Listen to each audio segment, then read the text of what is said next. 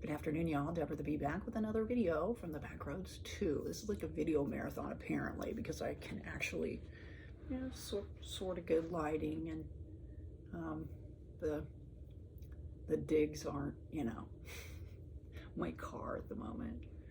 I wanted to talk about resiliency. Now, if you're looking at doing something like this, honestly, if you have a vehicle and you're able to move into it, even if it's just short-term or long-term, you're blessed.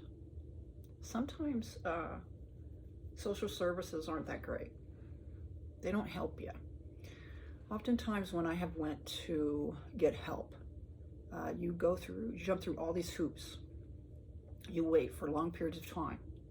And then when you feel like you're getting to the end of it, to the end where the help is at, there is no help. You find that there isn't anything there.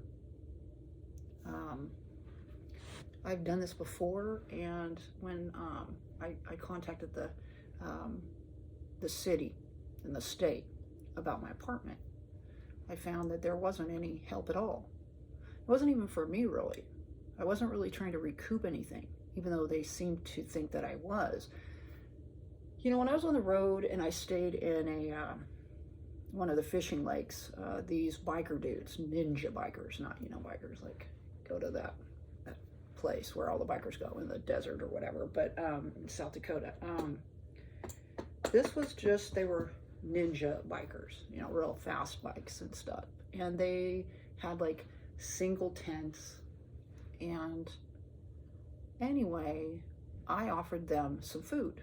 I had some food, and when I tell people this, and I look back on it now, I understand, but they were African-American dudes, and I offered them bananas. I wasn't really thinking that way, man. I just had some bananas that were going bad, and I bought a bunch of them.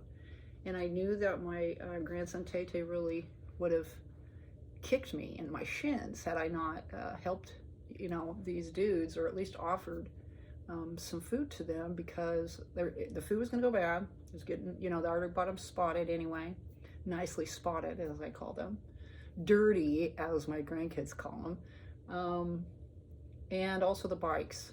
My grandson Tay would have been just, But when I went to offer them, they asked me how much.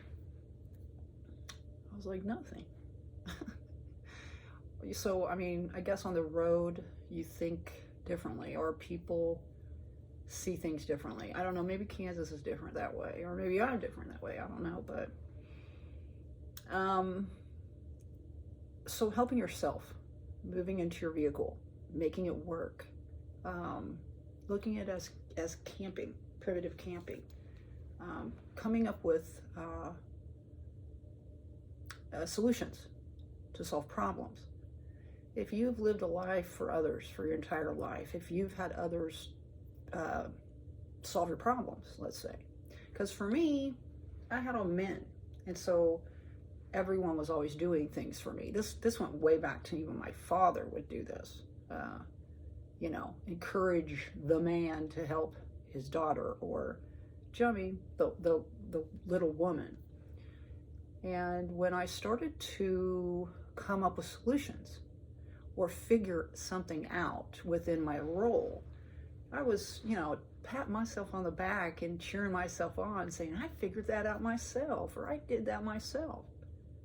One of the last things that I figured out were the screens, the window screens. I had them completely different. I had them on the outside.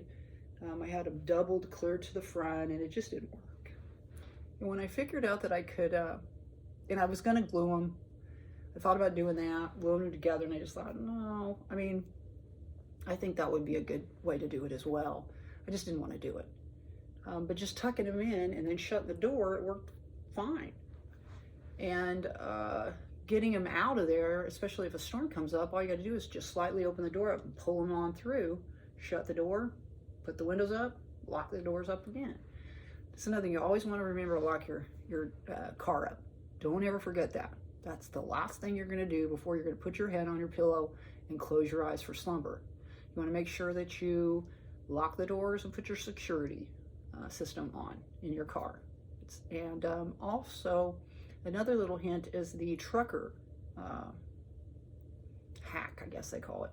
You can take your seatbelts, and in the front, you can wrap that through your, well, not wrap it, but you know, put it through your door handle, and then bring it around and lock it. And then they can't open the doors up in the front. The back is a little different. You can't really do that. So what I do with those is I tie them off. I bring them through and then I tie them a couple of times. And I've tried to get in, and it only opens up a little ways. You don't want them opening the door up fully. If it opens up a little bit, they're going to wake you up. Do you know what I mean? This is just security. This stems from all of these, what do I want to call them? Official business people telling me how scary everything is, and how, especially being a woman on the road. I also want you to know that if this is something that you have to do as a woman, be brave. Know that you can do it. Think of all the women out there that are doing it, that aren't just like, I have to move into my car because I got kicked out, or I can't afford my rent, or whatever, and I'm working a job and I'm living in my car and I'm living in my hometown. Think of all those women, young women, older women, they're all jetting around in the deserts, cruising around, going into mountainous regions, hitting every single sightseeing spot along the way, living in vans and RVs, some of them in the cars. Think of all the women that are out there that are surviving, that are thriving, and are getting stronger in heart and in mind. So remember that. If the fear starts to overcome you, remember that. And if you believe in a higher power, remember the higher power as well. If you believe in guardian angels, remember the angel on the shoulder type of thing, to help you to stay strong. Because I guarantee you that you will build fortitude and resilience within your experience. And you'll get through it. And you might cry a lot. You might feel sorry for yourself. You might blame others. You might blame yourself. You might hate yourself. You might hate others. You might hate the experience. But there's going to be days where you're going to feel very proud of yourself. There's going to be days where you're going to feel really, really thankful and really happy, despite the fact that you don't have a life that you used to have. You don't have the people in your life that you used to have, or you don't have the people in your life that you wish you had. I think that a lot of times a broken heart precipitates a person's desire to get on the road and roam, and to, I'm not going to say travel, because if you're living in a town, you're not really doing that. But you are more or less taking the bull by the horns, and the bull being whatever the challenge is at that moment for you. And you're figuring it out, and you're solving your own problems without the assistance of anyone most of the time. That makes you stronger, a stronger woman and a stronger man, whether you're young or old. It helps you to believe in yourself.